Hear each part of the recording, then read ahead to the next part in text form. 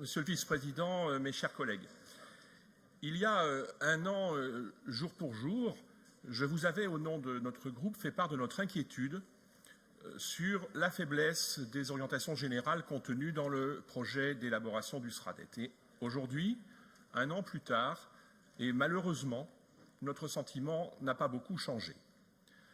Une nouvelle fois, votre exécutif ne prend pas la mesure de l'enjeu. Et c'est la dernière fois pourtant que nous avons, pour vous alerter sur ce que devrait être un SRADET pour notre grande région. Dans quelques mois, il sera trop tard, puisqu'après l'enquête publique, le document reviendra vers nous, d'ici la fin de l'année, j'imagine. À la vérité, on ne sait pas bien ce que vous voulez pour notre région. Quel est le projet, quelle est l'ambition pour nos territoires? Pourtant, votre responsabilité est bien de fixer un cap et de fédérer les territoires autour d'un objectif collectivement partagé. Et je regrette de vous le dire, mais à la lecture de votre document, nous avons du mal à voir un cap, nous avons du mal à saisir un objectif collectif. On a parfois même l'impression qu'il n'y a pas d'habitants dans cette région, tellement le document est désincarné. Où sont les solutions concrètes pour favoriser la mobilité des habitants et développer l'offre de transport collectif? Vous esquissez tout juste la possibilité de définir un jour peut-être des bassins de mobilité. C'est très bien. Mais pourquoi ne pas avoir fait ce travail pour l'intégrer au SRADET? Au lieu de cela, vous continuez d'inscrire l'A45 comme objectif, alors que Saint-Étienne et la Loire du Sud attendent des solutions rapides. Notre groupe vous fait des propositions très concrètes sur ce sujet. Lancez la démarche d'un RER entre Lyon et Saint-Étienne.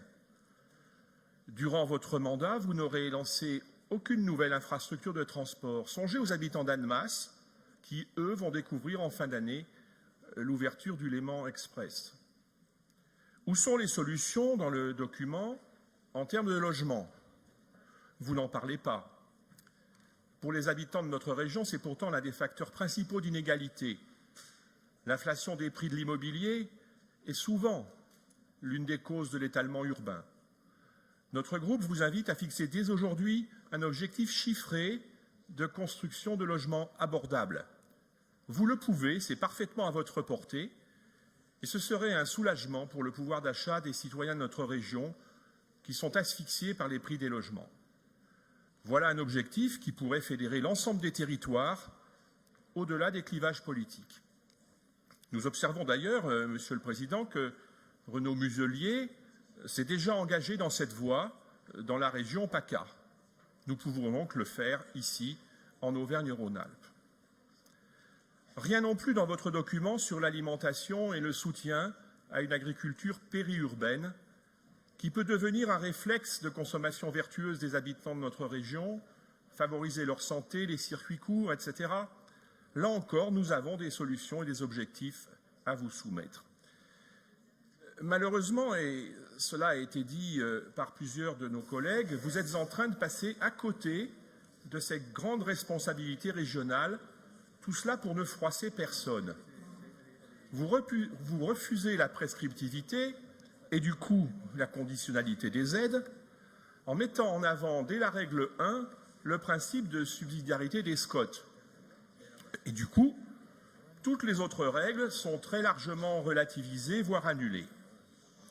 Au lieu d'aider les territoires en exerçant vos compétences à bon escient, vous vous défaussez en leur renvoyant les responsabilités et les problèmes. Et je vais vous soumettre un exemple très concret, Monsieur le Président. Vous voulez densifier et recycler le foncier utilisé dans les zones d'activité économique. Et évidemment, nous vous suivons sur ce point. Mais sans règles plus précises, une entreprise qui sera contrainte par un tel objectif à un endroit sera tentée de faire de la surenchère et s'installer ailleurs, sur le territoire d'un SCOT qui sera moins regardant, moins restrictif. En clair, en choisissant de ne pas assumer vos responsabilités, en n'obligeant pas les documents d'urbanisme à se mettre en conformité avec le SRADET, vous favorisez la mise en concurrence des territoires et le nivellement par le bas de nos exigences communes. Or, pour nous, le SRADET doit être l'instrument des transitions réussies. C'est le sens de la contribution que nous avons versée au SRADET et c'est aussi le sens des amendements que plusieurs de mes collègues vont défendre dans un instant.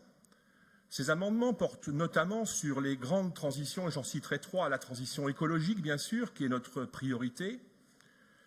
En dehors de quelques intuitions que nous suivons sur l'hydrogène, vous n'avez que peu d'ambition, vous refusez même un développement d'énergie éolienne au prétexte qu'elle dénature les paysages. Mais c'est à vous de contrôler le développement anarchique des éoliennes réalisées par des opérateurs privés parfois peu scrupuleux.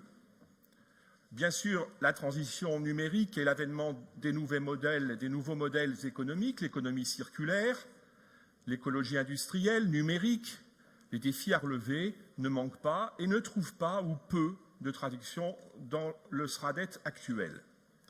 Et puis, troisième grande transition, c'est la transition démographique, le vieillissement des populations, les mouvements de population vers les villes, la métropolisation exacerbée, la désertification des campagnes, la déprise démographique de certaines villes moyennes. Le SRADET devrait proposer des leviers concrets d'action pour ces espaces.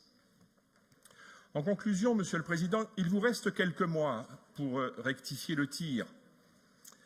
À ce stade, s'agissant d'un pré-projet et non d'un document définitif, nous allons nous abstenir, en espérant que la poursuite des débats et l'enquête publique permettront d'aboutir à un document de qualité à la hauteur d'une grande région française et européenne.